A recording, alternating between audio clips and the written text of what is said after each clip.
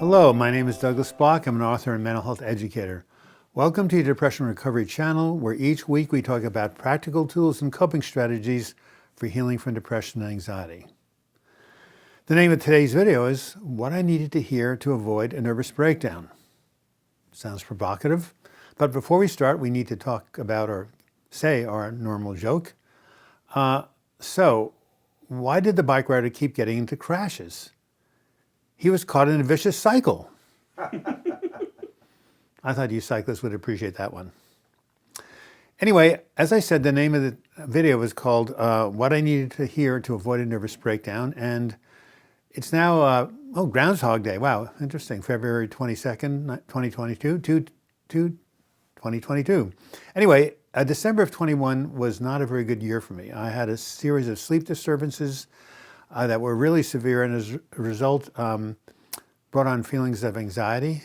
And in my video called What Happens to the Mind When You Are Anxious, I talked about a specific morning when I woke up. The anxiety was particularly bad.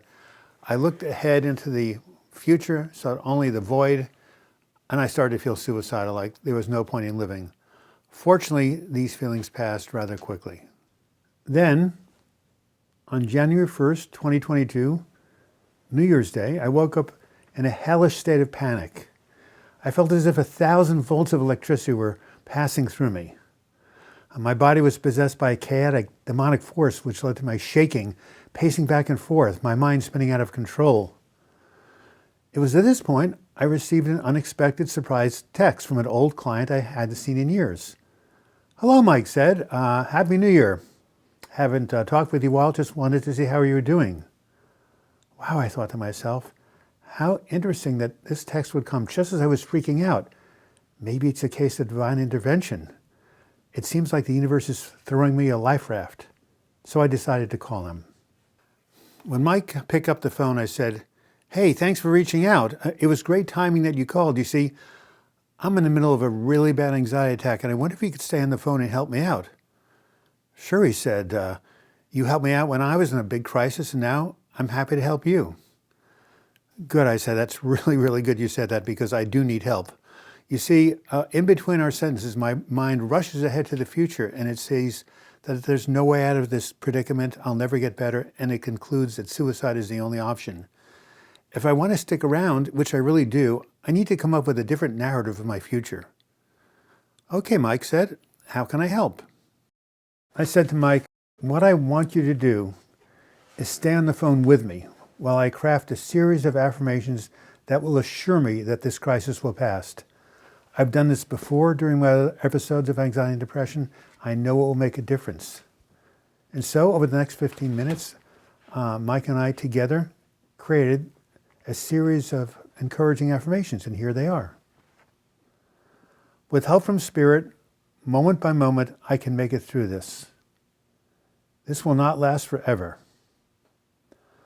My brain is out of balance right now, but the brain can heal, and I will feel better. You never know what good tomorrow may bring. I'm having more and more peaceful moments." First, I read these words to myself, and then I read them out loud. As I did so, I experienced a shift in my thoughts and my emotions. The encouragement and reassurance that these words evoked in me transferred hopelessness into hope, fear into faith, and anxiety into calm. Perhaps I would not have to die after all. I said to Mike, "Hey, look, these are really powerful affirmations. I was wondering if you could read them out loud, and Becky, your wife too, if you could read them together to yourself and out loud while seeing me as whole and well." Mike said, "Sure, we'd be happy to do that." And as I felt gratitude for Mike's willingness to be there in my moment of need, a new idea came to me. I said to Mike, "Look, I've got this new idea. I'd like to record you saying in your own words your belief and faith that I can get better. Would you be willing to do that?" "Yes," he said, "I think that's a really good idea." And that's exactly what happened. Mike just came up spontaneously with words of reassurance. I recorded them, and now I'd like to play them for you. Hey, Mike, do you think I can make it through this? Doug, you're going to get through this. I have no doubt. You've been through this many times before. I have no doubts you're going to be just fine. Hey, thank you. Help me through this. so I know exactly what you're going through. I'm very confident and know you're going to be okay. One day at a time, and you're going to be okay. I just know it. You'll be okay, Doug.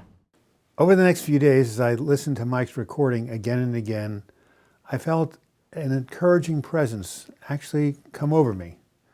It said to me, Douglas, it really is going to be okay. You are going to get through this. Have faith. I know things will get better. And they did. So what I'm encouraging you to do now is do what I did. Whether you're in a state of mild discouragement or incredible crisis, you too can use the power of encouraging words to reassure yourself that all will be well and you can return to a state of peace. And now I'm going to share with you 2 strategies you can use to do this for yourself. Strategy number 1. Think of your own encouraging words and write them down.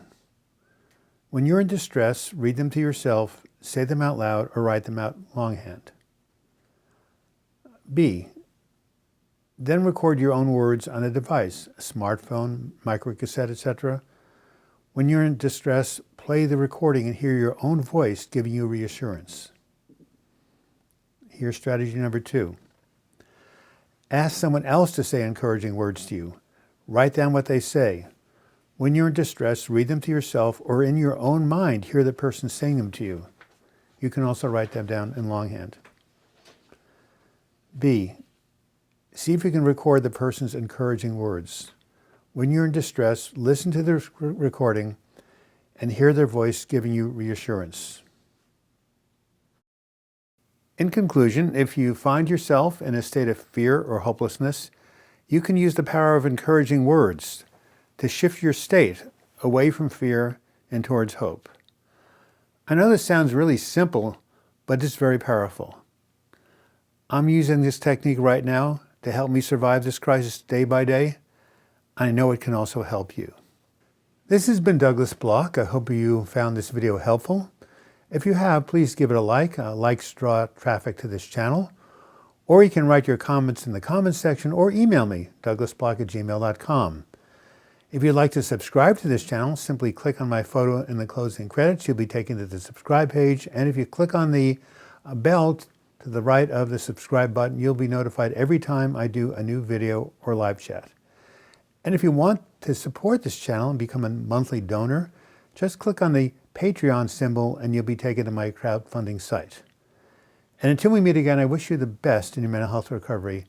Thank you so much for watching.